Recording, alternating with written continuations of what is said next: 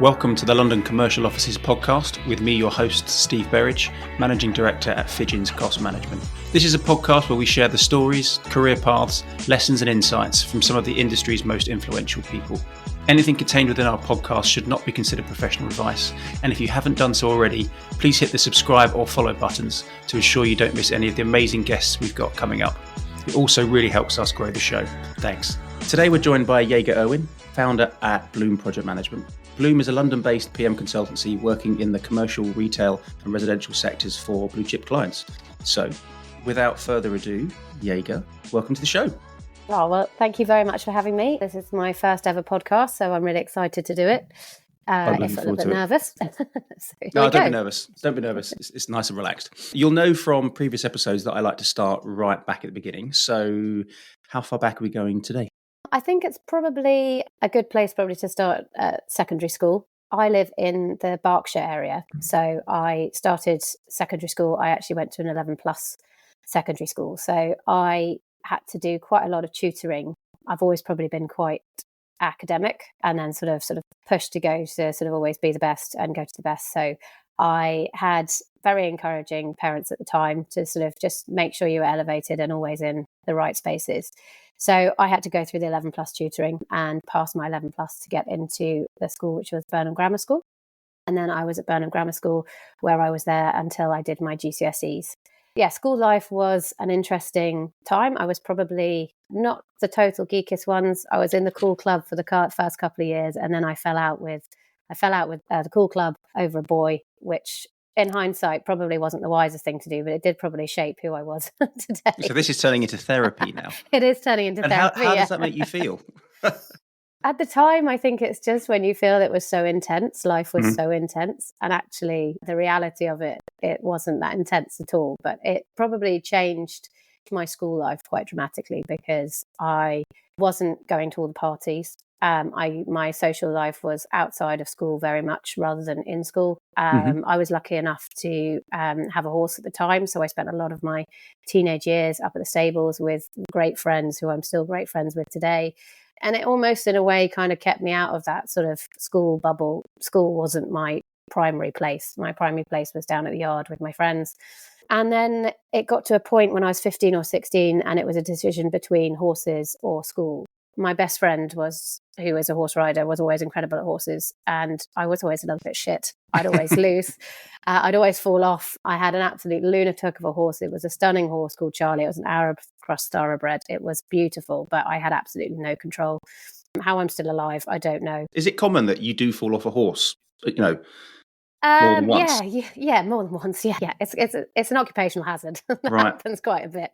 So I chose school at that point. It was a time where you had to knuckle down and do GCSEs, and horses are, they require a lot of attention. It took a lot of time. So I ended up sort of focusing on my school, and my best friend focused on her horse career, which she still does now. I then did my GCSEs. I did very well at my GCSEs. I think I, from memory, got a couple of A's, which led, and then I went on to college.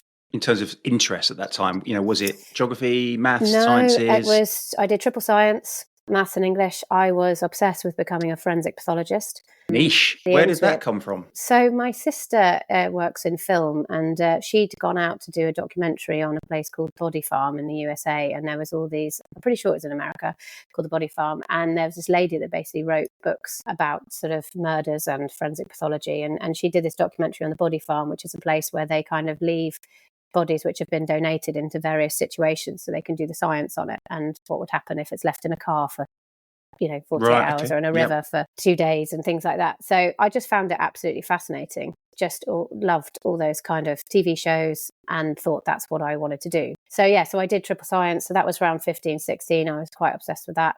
And that's what I was going to go and do. I didn't get enough to do that at college. So I went to college and ended up changed and did English literature, media studies and philosophy. And I was really into philosophy as well. A lot of thinking about why things are, how things are, those conversations that you kind of get lost in, have different points of view, a bit of debate. And so I ended up doing that at college. And I then got a place at Manchester University where I was going to continue to do English and philosophy. But also at that time, my mum lived in a house that was in an area that was getting redeveloped. So my mum was lucky enough to have an opportunity to sell the house, probably for more than it was. She got good value for it. And it was an opportunity. I was 17, 18 at the time.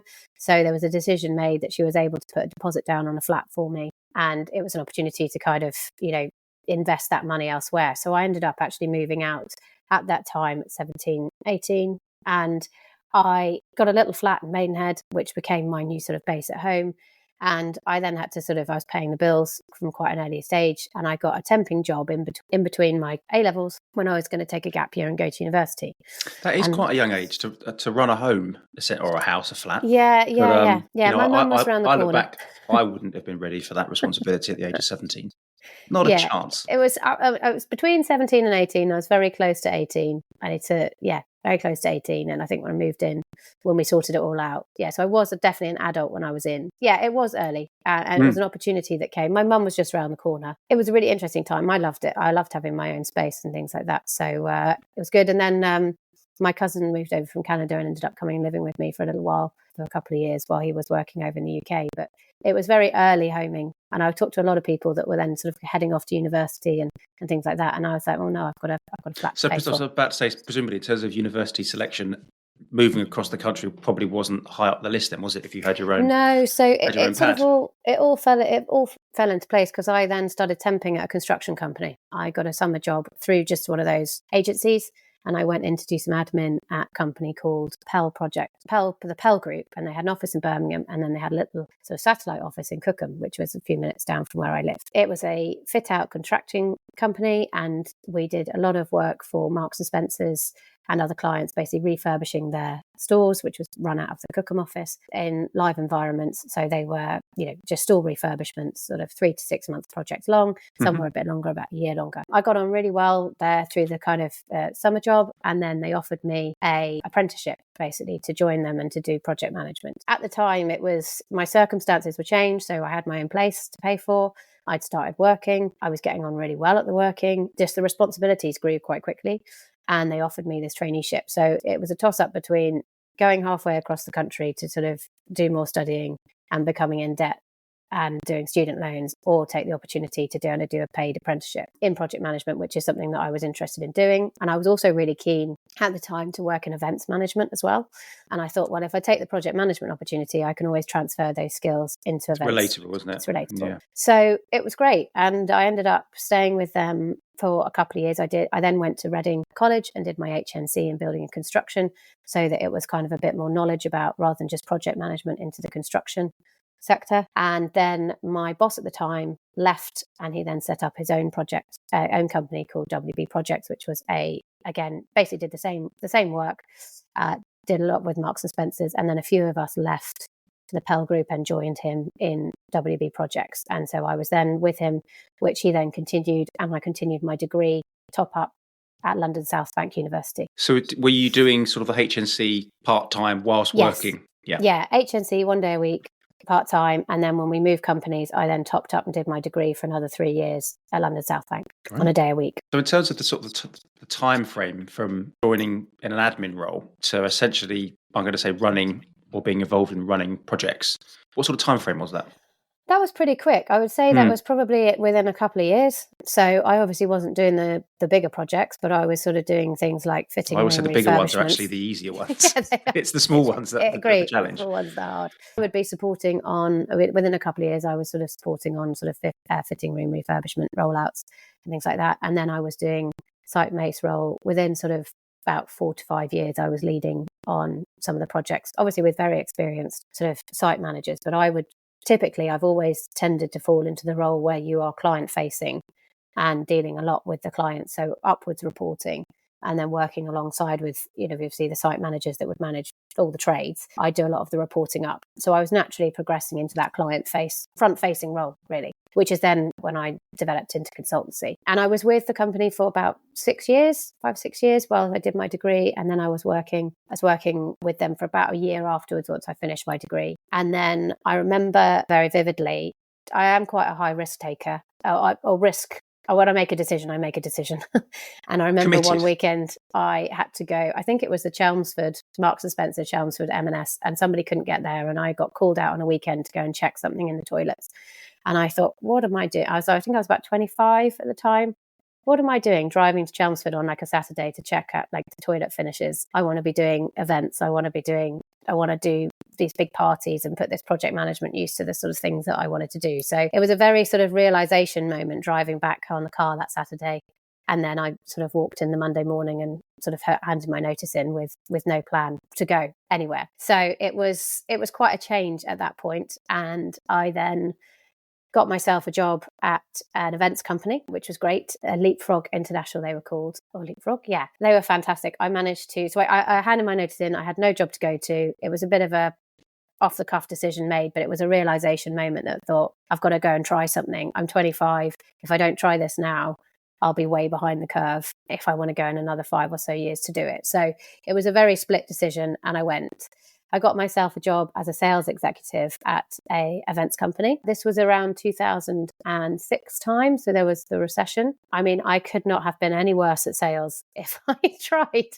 I was probably the worst person to do that job. It wasn't that something that came naturally to me.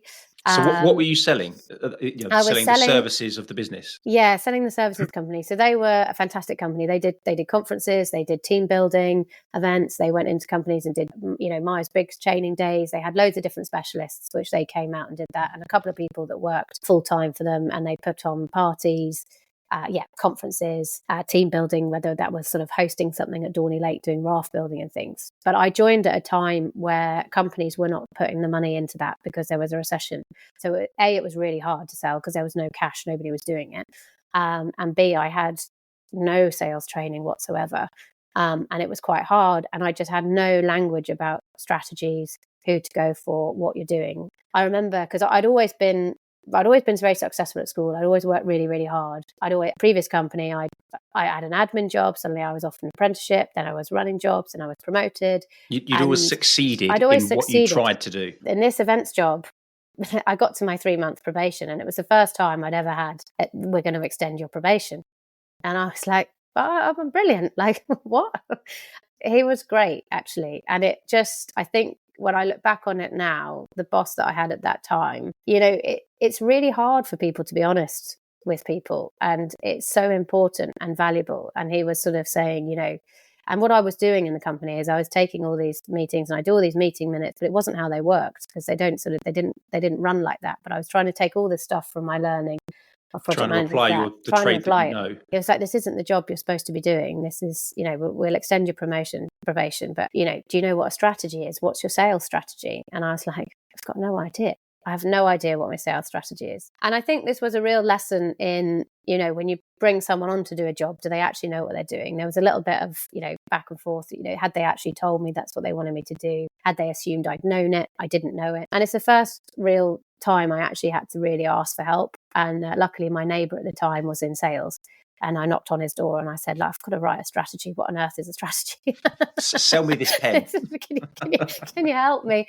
And we did. And we sat there over a barbecue and a few drinks one weekend. And I turned up the next Monday and I was like, I've got it. I've got my strategy. And the boss was like, great, okay, right, let's give it another 3 months, see if you get anywhere. And I did. I got a little way, but it wasn't far enough. And the company at the time also was generally struggling. So I didn't stay past the sort of 6 months. And at that point, what I also realized, what I really enjoyed about the construction projects, was you build up relationships. You're working with teams for a period of time. So the projects I was on were 3 to 6 months. Some were a couple of years long. And you kind of get through stuff together. And whilst everybody's really specialist, and architects do what they do, structural engineers do what they do, there's a real combination. And as project management role, you're so embedded in that team. And I really valued that. And I valued the length of time. What I thought I would get out of an events company was giving people a good time. But actually, you cannot manage how somebody feels about something. And events are very short-lived. What you can't control. No. So you can Back think to that you're going to... philosophy. Yeah, it is.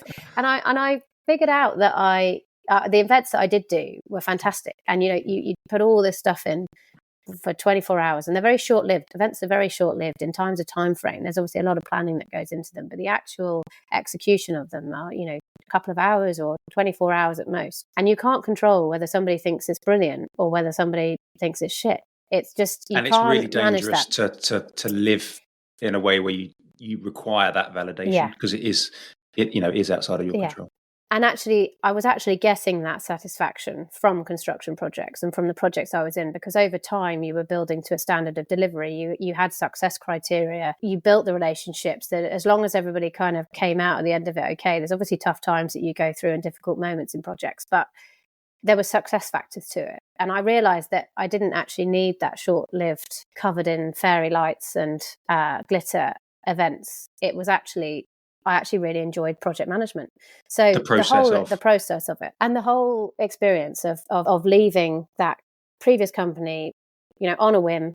Well, it was on a whim, working somewhere else, getting that different experience, being challenged by somebody, trying something completely new, gave me the ability to actually really understand myself and actually what I wanted. And it was a really good process to go through. And then lucky enough, I had rung up my contacts at who I worked with previously at Davis Langdon consultancy firm and said, look, can I sell you an event? Yeah. Can I have a job? So I got back in touch with a few people and a job opened up at Davis Langdon. So I then kind of elevated in that job position. So I went into project management consultancy. And I ended up back at Marks and Spencer's, but doing the project management consultancy roles rather than contracting project management. It was in 2011? 2011 time, yeah.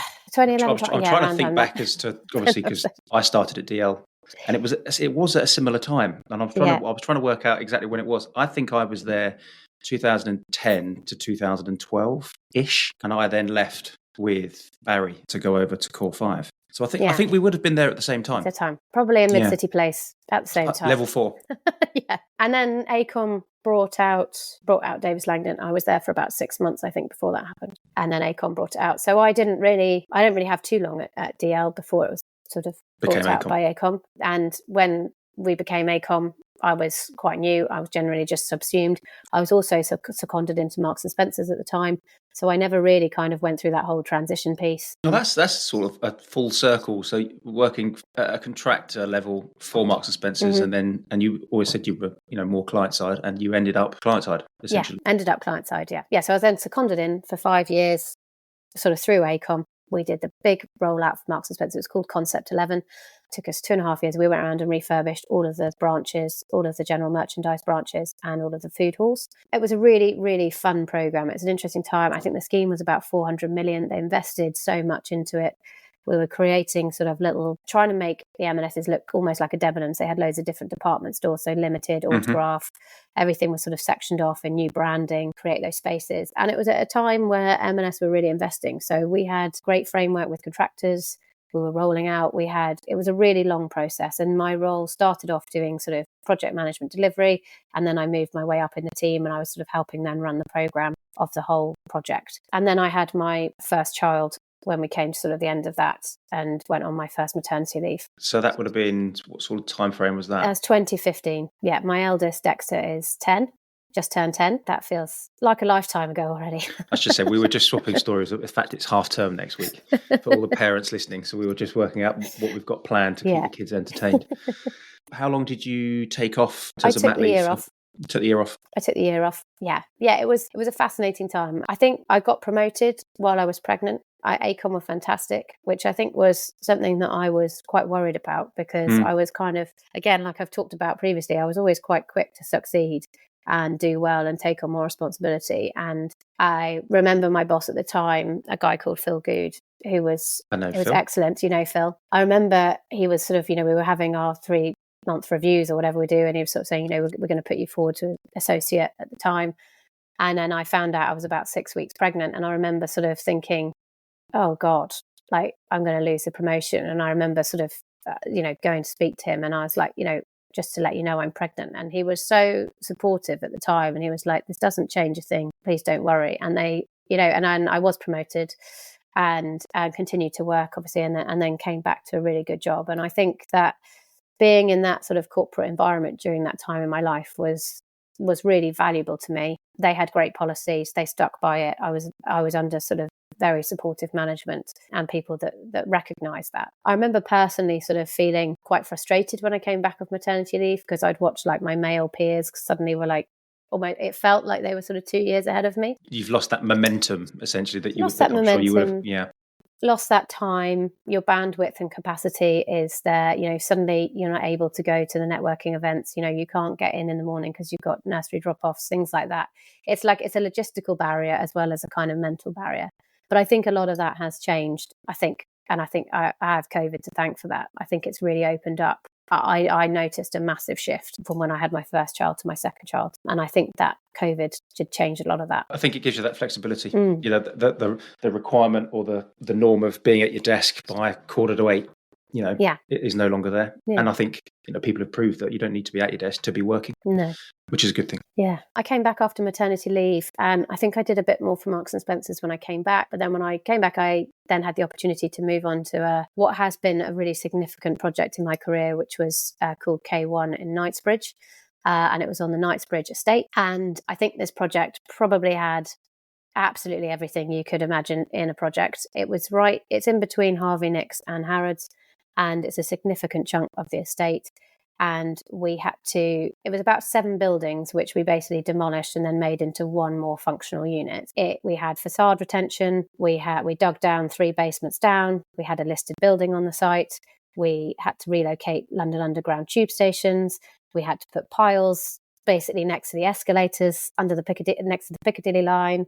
We had office, we had retail, residential. We put 2 stories on top. We rebuilt a building back to its historic facade, which was damaged by bombs. So it was an incredible project. It had everything. We had a restaurant as well, so we had a bit of hospitality, plant, we had a courtyard, listed building to sort of make good as well and keep retained on the corner of the site. It was a significant project, which I'm still involved in today, which is great, helping close out the defects and still working with the asset management team. It was on site. I think we were on site for about 5 years. COVID struck us in the middle of the construction phase. So that was a real challenge to go through. Again, we were at Skanska with a contractor on that, and I don't know how they managed it. It was incredible, but they did a really good job. I think they actually got commended by how they managed it from the HSE when they came and inspected the site.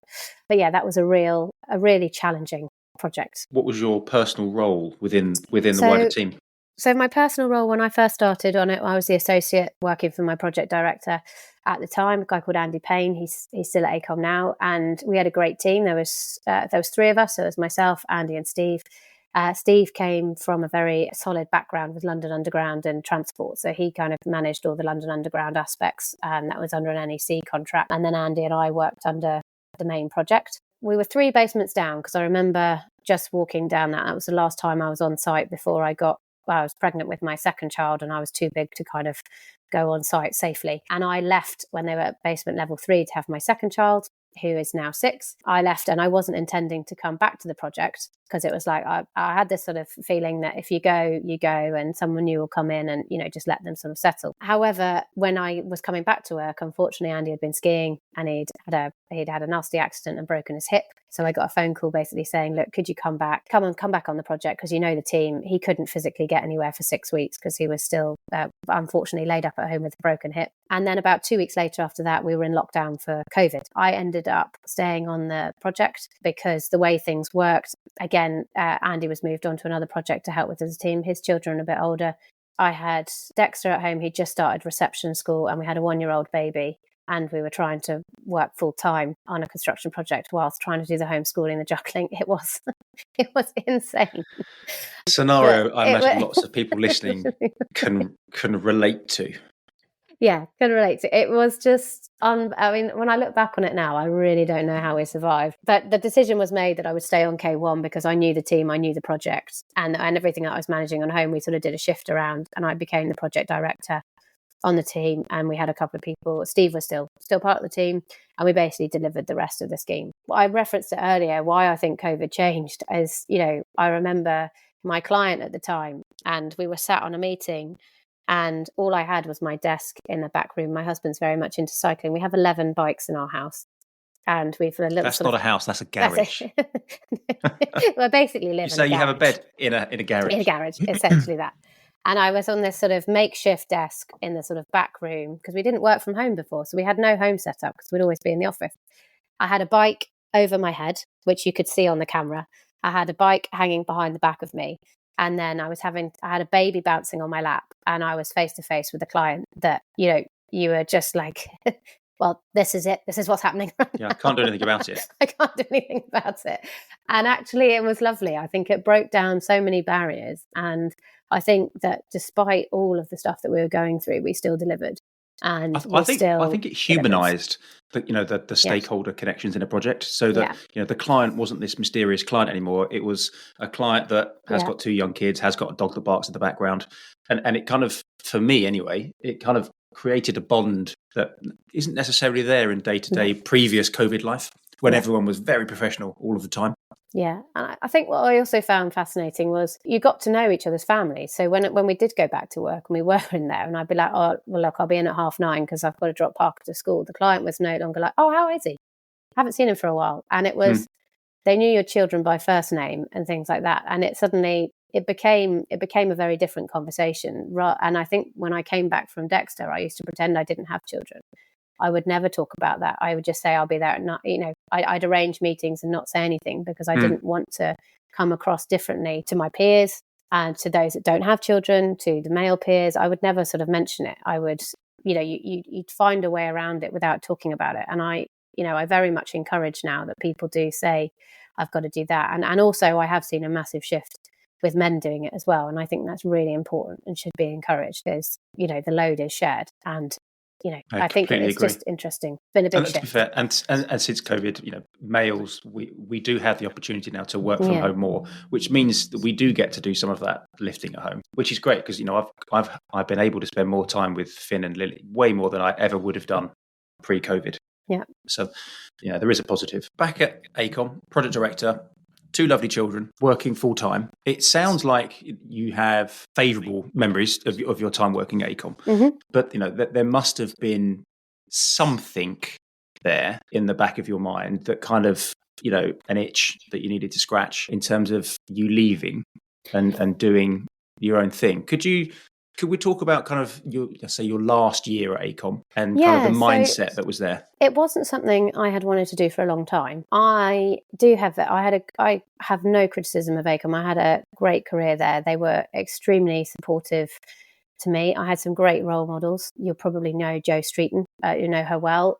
She was sort of our top female role model. I mean, she rules the world as far as I can see, still at ACOM as well. I had great bosses. I had a great team around me, and I was, again, given this sort of career opportunity. And about 2 years before I left, and as we were coming out of COVID, my boss at the time, Bob Ogilvie, set up a new sort of system to running the team. So the team had grown from sort of 75 to 100 in quite a short space of time. And we split the team into 3 sections, 3 cohorts. They were called cohort 1, cohort 2. I was part of my senior director, a lady called Calroy. And then 3 of us were put in as sort of rising stars to kind of help the sort of senior director look after the 3rd cohort. So we were suddenly starting to get a lot of exposure. We got exposure to how the teams were run. And basically, it was so hard to manage 100 people. We were all split up thirds, and then we would filter up to Bob. So I was getting this experience. Is this more getting involved in actual, rather than necessarily project delivery, but team management? Team management, fee forecasting, expenses, PDRs, all that sort of stuff. All of that. Fee forecasting, HR issues, some internal management, being exposed to how the whole system works, which I think, as my project director, I was just responsible for the project. And then I was developed into team responsibilities. And then as part of that, we went then for our internal promotions to become regional director. And I went through that process of becoming regional director. After doing the cohort lead role for about 6 months to a year, I then went into that regional director position. It was great. And I didn't have any criticism of that at all. I think what happened was it was a combination of things. During COVID, and working on this project, we had an awful lot of stuff going on at home. My client and my contractor during that project at Knightsbridge probably couldn't have been 2 more different personalities, which I was stuck in the middle of managing. And I took it upon myself to get a therapist at the time because I was like, I'm really struggling to manage this. there's something wrong with me, or everything that was going on. So I then, at this point, probably had about a year of therapy, which was, I got in to sort of help with work stuff. And then the therapist basically said, oh, how's the relationship with your father? And I was like, well, that was Pandora's box, but we don't have long enough on this podcast to go that deep. But it was a really interesting process. However, what did come out of it, which was quite fascinating, was I grew up in a very male-dominated environment. I was under a lot of pressure to perform all the time for my father. And it was very interesting when we delved through this therapy that I found myself in a career where I'm often responding to very senior men that expect a lot. And I was always performing very well because I was always making sure I was prepared. I actually knew how to handle those difficult situations. So what had come from coping mechanisms as a child, I'd actually turned into a strength in my career. And the therapist actually really made me sort of, rather than sort of feeling in this imposter syndrome all the time and this kind of poor me victimized state, that was pretty good what I did. And it was a lot of therapy around that, and actually sort of learning to actually use that and actually value that and actually see where I was a really interesting space. So I'd had this sort of therapy. I'd then also, during COVID, found somebody on Instagram, as you did, because you spent hours with nothing to do going out on a Friday night scrolling. And I came across another coach who I was sort of working with, who was a femininity and sexuality coach, which was really interesting. And I started doing a bit of work with her and some coaching. Although the coaching was around sensuality and things, what came out of that, again, was another form of therapy. And she taught me a lot about how does your body feel and how does your body start to feel in certain situations. And I think, again, for years, being in sort of environments that I was working in, I was probably suppressing it. I was very hiding about being a woman. I was very hiding about being a mother. I was suppressing stuff. I had strong dominant characters that I would always say yes to, that I was trying my best to impress all the time, that I was actually suppressing feeling the way I felt. And then I had all this therapy and I was having all this realization. I'd had this body coach, which basically now, I think once you learn to understand how your body feels, it's really hard to switch off.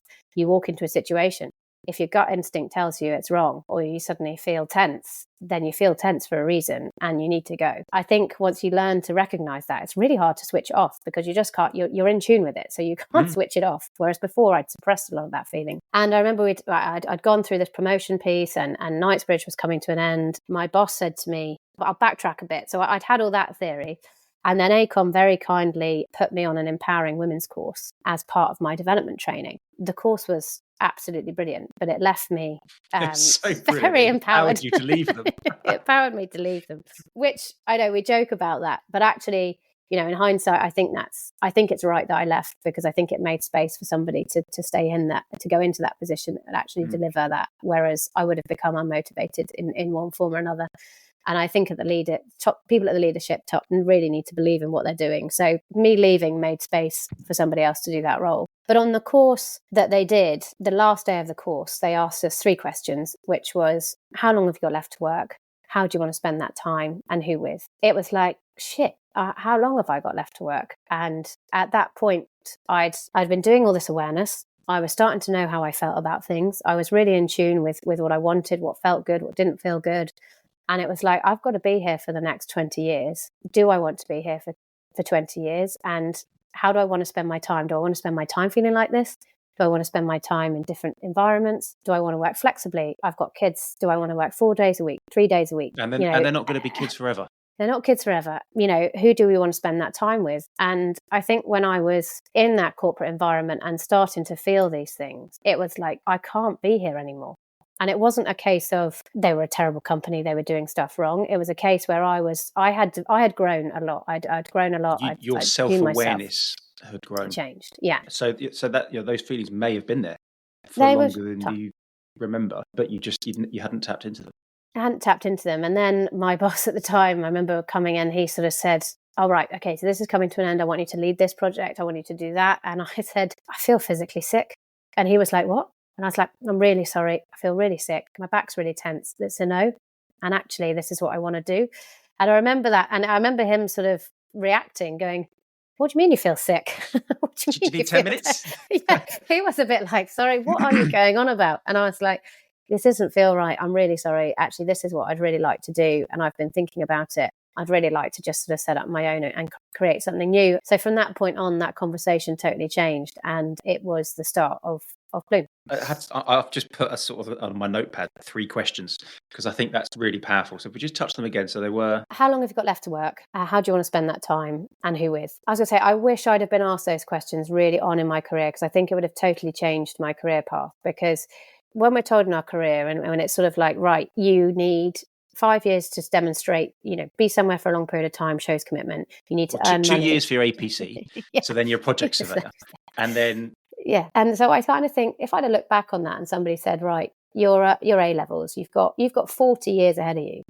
Do you want to spend the next 5 years getting experience? Do you want to spend do you need to earn money in the next 5 years? Do you want to spend and actually, I might have moved around 3 or 4 companies and gained different experience if I'd have had that point of view. When you get to that sort of mid-career point, actually, how do you want to spend that years? Well, actually, at AECOM, I doubled down on my deliverables. I really honed my project management skills, and that was really good. Actually, at that point, I needed to earn a good salary because I had my kids and I wanted to have children. I had my children. I needed to be there. And actually, that worked really well. But the peripherally around that would have been probably quite different. And I think it's just a question that I would encourage people ask more often, particularly around people who you want to be around with. And I don't mean that in a kind of personal levels, but it was sort of at AECOM, we were doing such vast projects that I felt a lot of the stuff we did was a process. It was quite hard to add value because you're working with very experienced developers, very experienced teams. Some of the stuff I've done since being at Bloom and setting up Bloom is the value I've added to clients has been great because they're not used to that level of service. So I've got a real kick from that. And that's kind of what I wanted to do. I actually want to be around really disorganized people who are a bit chaotic. Where you can really have an impact on the process and the success of something. Yeah.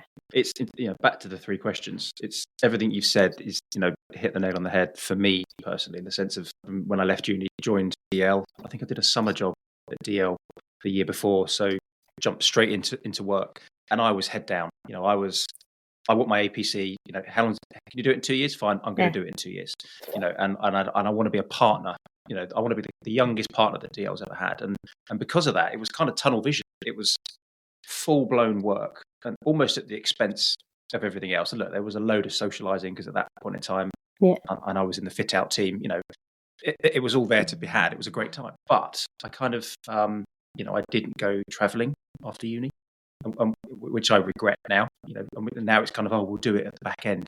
But it's once you get on that conveyor belt, and maybe it's slightly different now. And I think, and maybe with social media now, there's people are more interested in other things that they can do. But back then, it was head down. It was on a conveyor belt of work, and particularly at AECOM, process-driven work. Yeah. And it was, that's your 3 questions. It was middle to the back end of last year. I saw a life coach, same thing, to talk about, and it wasn't precisely those 3 questions. It was more becoming, just not enjoying what I'm doing and having the realization that, I can't do what I do in its current format for the remaining 20 years of my career. I'm at the halfway point. Something needs to change. Yeah. And part of that is kind of self-awareness. It's a huge part of that. You do what you do because that's how it's done, and that's how it's always been done. And you do a fit out, done, fit out, done, fit out, done.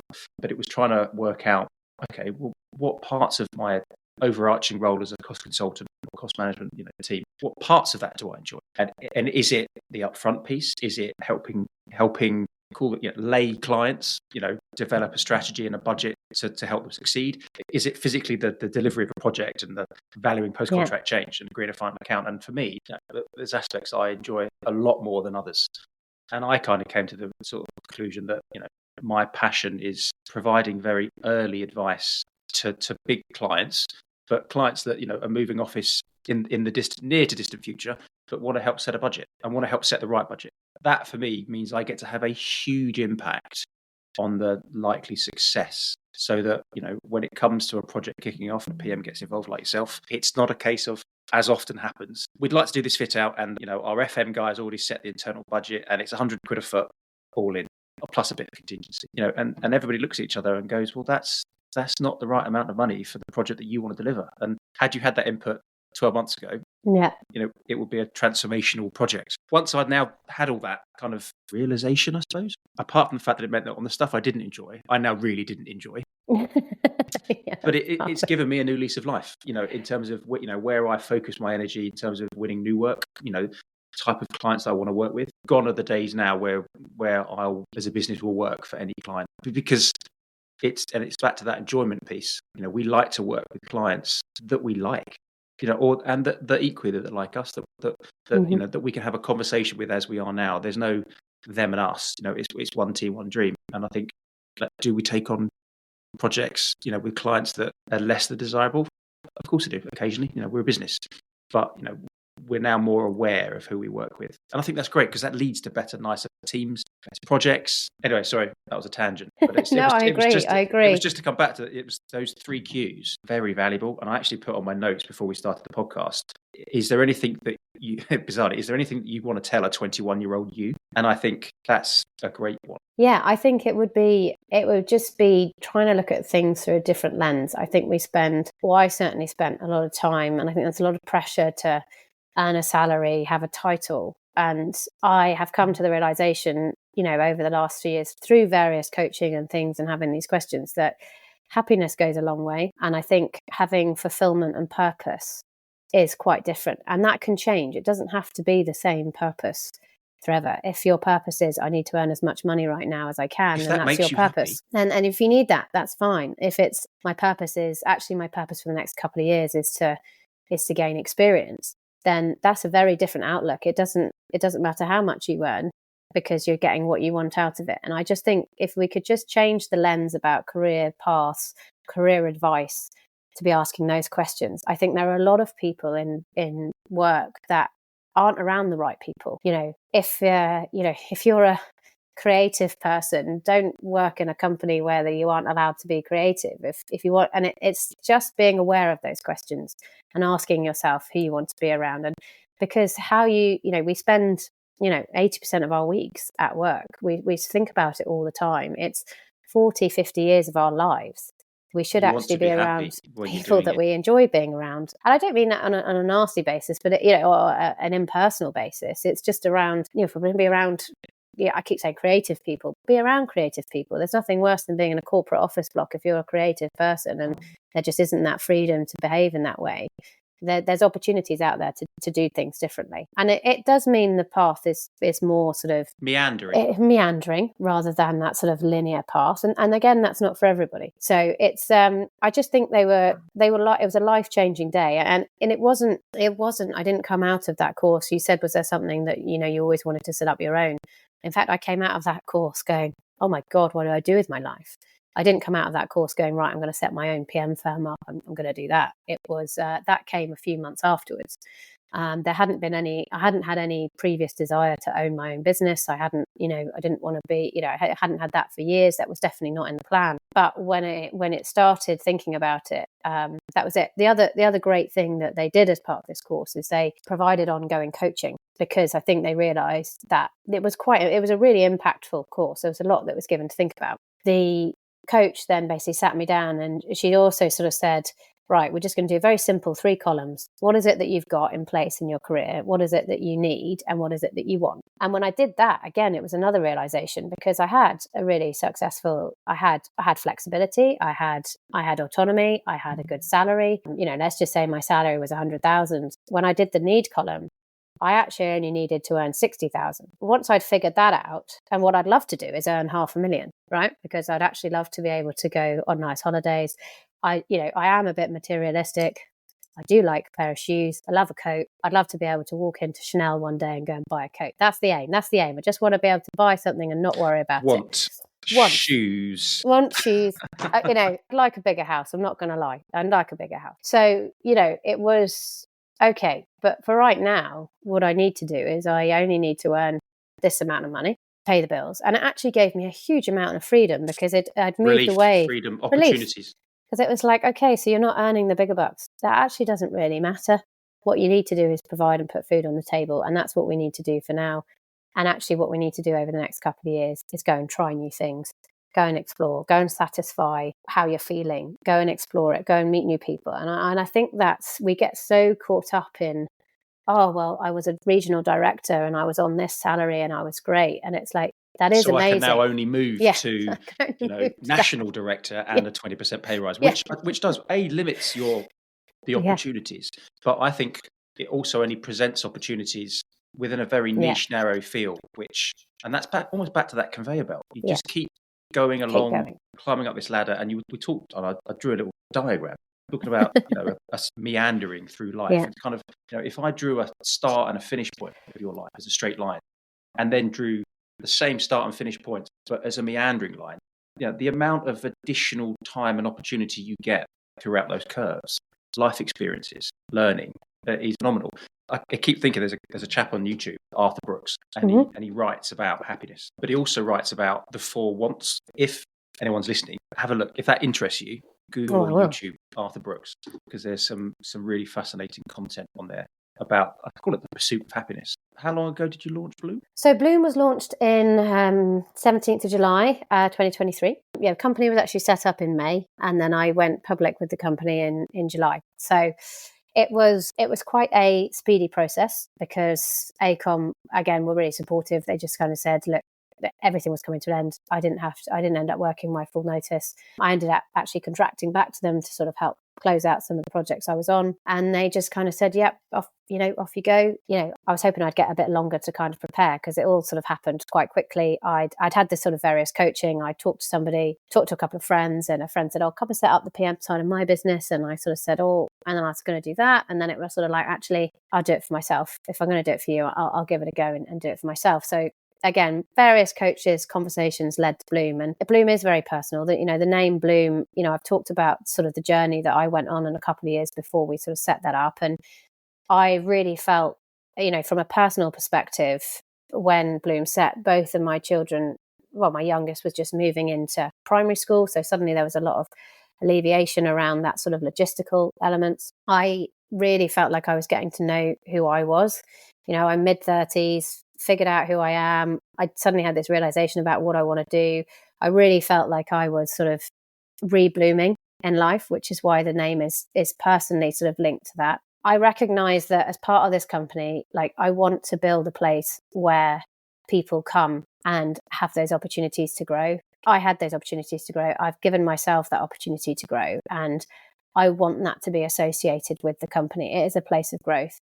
One of the bits that I did witness when working in the large corporate is I saw people that were pigeonholed, and I saw people that were perhaps a little bit suppressed because maybe they didn't have their RICS, so they couldn't be as a project lead. I saw that there were sort of junior staff outperforming senior staff, yet couldn't go through the promotion ladder because that's what the rules don't allow. So what I want to do is to basically, it's all about energy for me. In project management, it's all around people.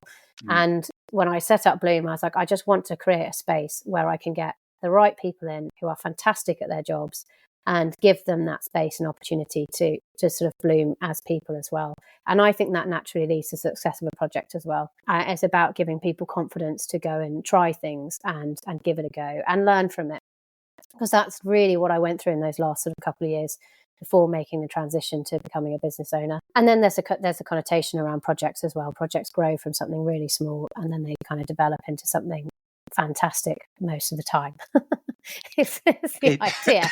So it's all about growth. In terms of sort of type of work, I suppose the type of work that you enjoy delivering, type of clients that you enjoy working with, could you give us kind of an overview of, I suppose it's, Bloom in terms of a PM business, what you like to focus on, where you think you could add the most value, the type of clients that you think you could add the most value to. Yeah. And then perhaps we can kind of end with kind of your plans, I suppose, for the next 3 years, which kind of gets you up to that 5-year mark, where you see the business going.